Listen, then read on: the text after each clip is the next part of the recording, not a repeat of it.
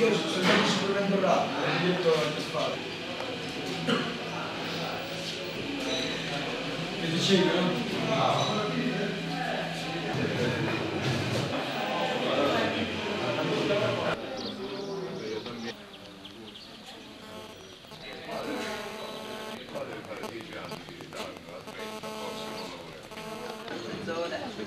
Scusa, per comunicare, cioè come va? Sì, come viene? Già.